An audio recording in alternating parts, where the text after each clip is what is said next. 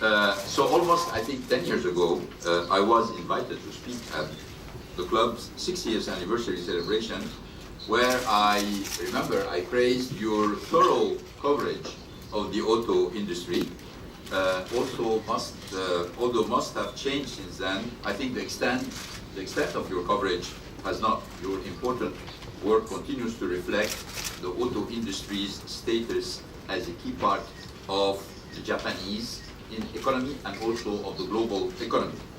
On your 60th anniversary, I also made this pledge to turn the Renault-Nissan alliance into a global leader in automotive technology and in automotive innovation. Today, as requested by the organizers, I returned to provide an update on the progress that Nissan has made. And I know that you specifically want to hear at least about the first topic that you mentioned, which is the cutting-edge advances that Nissan is developing and looks forward to introducing in the 3 or 4 years to come.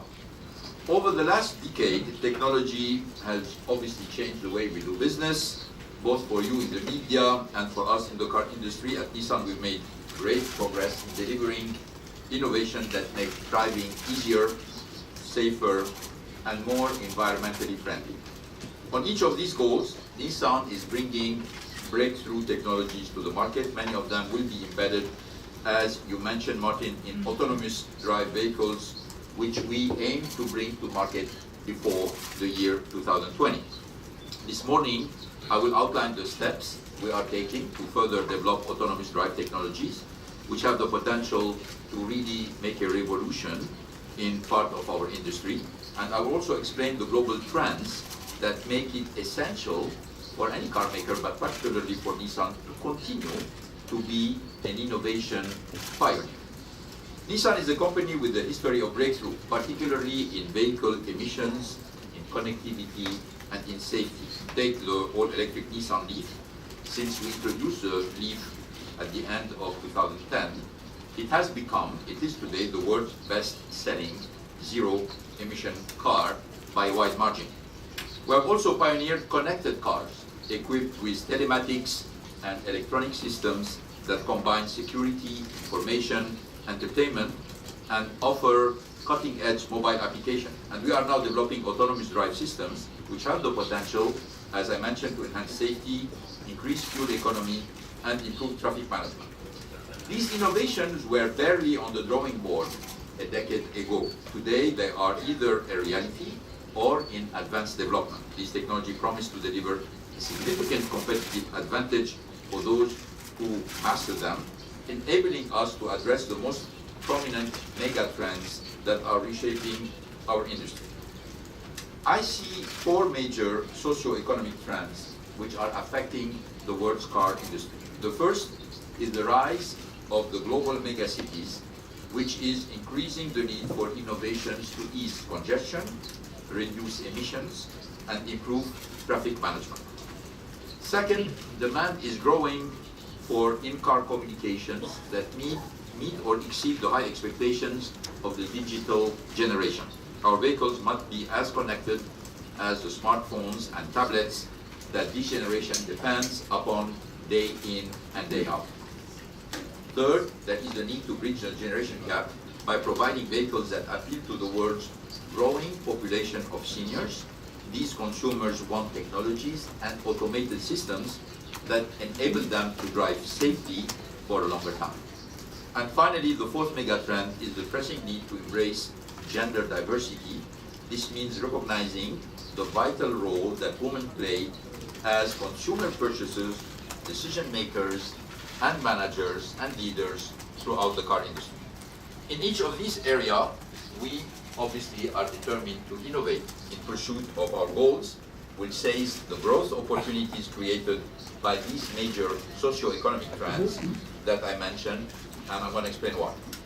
First, let's talk about the rise of global megacities. Starting there, today we have 30 cities around the world with population of more than 10 million people. They include obviously Tokyo, Osaka in Japan, as well as Beijing, Shanghai, Sao Paulo, Mexico, and Mumbai.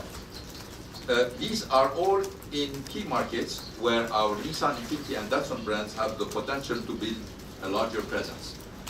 Oxford Economics predicts that the number of mega cities will reach more than 50, with a third of them in China by 2030. So given the rise in mega cities in China, it should be no surprise that the government in Beijing is seeking to reduce pollution through incentives for electric vehicles. Just last week, China announced its aim to increase the proportion of government fleet electric vehicles to 30% of the total and pledge to end sales tax on all electric cars.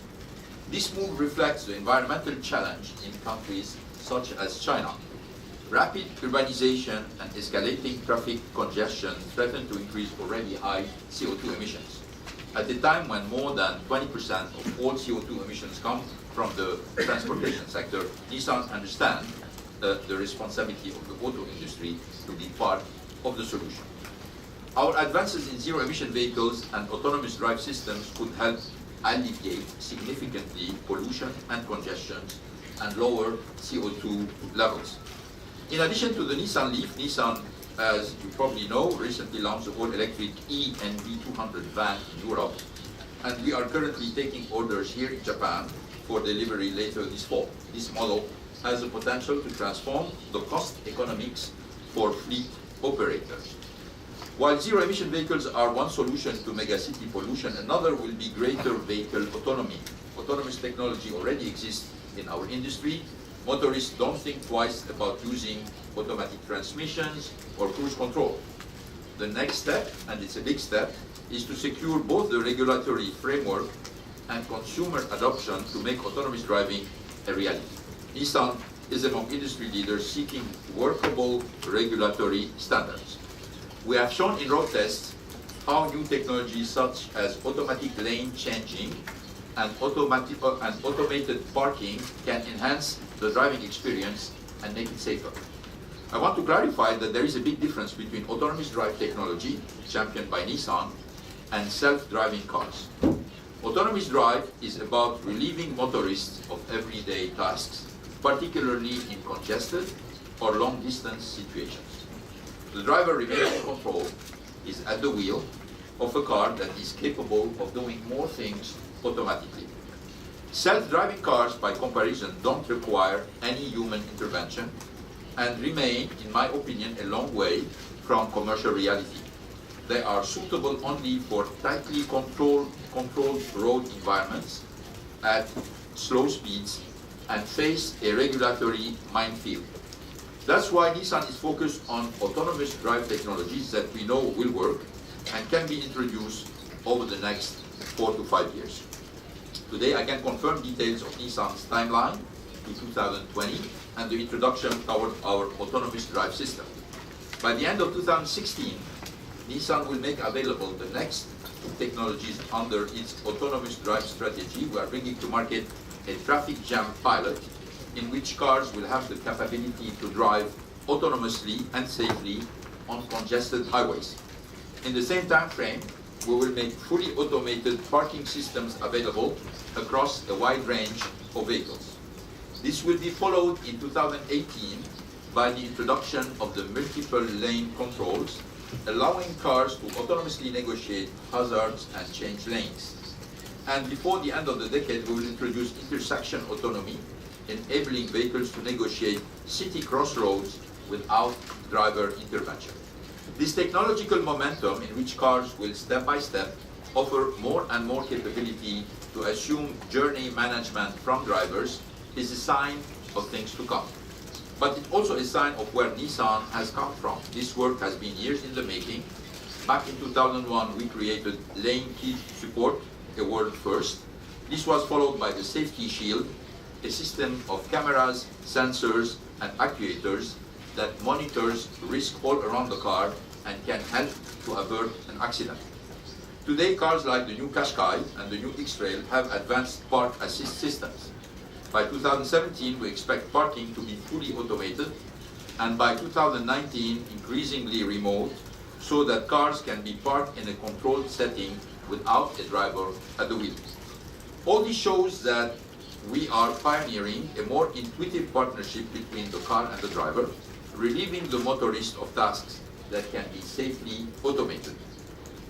The trend number 2, which is the growing demand for connectivity. The launch schedule for autonomous technology is linked for the rise with another trend, which is the rise of the digital generation, often referred to as the millennials. These consumers constantly connected to their friends, online networks, and the web via a broad range of social media apps. They want to be able to communicate, shop, search, or engage anywhere and at any time, including while they are traveling. For too long, cars have been insufficiently connected for this generation. That's why they're not so interested in it. But Nissan is addressing this aggressively. We are deploying our Nissan Connect system in more vehicles. It offers connected services such as Bluetooth, hands-free telephony, hands-free text messaging assistance, voice recognition, and a growing list of apps to play music, access social media, and avoid traffic jams. I can today reaffirm that by next year we expect more than 1.5 million Nissan vehicles to be connected, with cloud-based systems delivering new apps as they are introduced. But it's not only those growing up in this century who expect greater vehicle connectivity and automation. These services are also relevant to the third megatrend that we are harnessing, which is the growth of the world's elderly population. Every day, more than 8,000 members of the baby boom generation turn 65. The United Nations predicts the world's population of people over 65 will exceed 2 billion by 2050. These seniors want to drive their cars well into retirement. Like the millennial generation, the elderly value vehicle automation, particularly features such as traffic management and parking assist. That's why Nissan has already introduced advanced sensing technology, including blind spot prevention, intelligent cruise control, and predictive collision warning. Many of the 90 new technologies that we introduced during the Power 88 plan will appeal to multiple generations of motorists, from first-time drivers to those seniors who learned to drive years ago. Last year, we introduced 22 new technologies alone, including direct adaptive steering and forward emergency braking systems. Such systems will include lane departure prevention, improved safety sensors that will enable seniors to avoid accidents. The potential to save lives and cost is enormous. Consider that there are 6 million crashes in the United States alone every year, at the cost of $160 billion to consumers and insurance companies. To make our vehicles more appealing and in turn to build our brand and sales power, we must appeal obviously to every demographic, especially the group driving the majority of worldwide consumer purchases, women.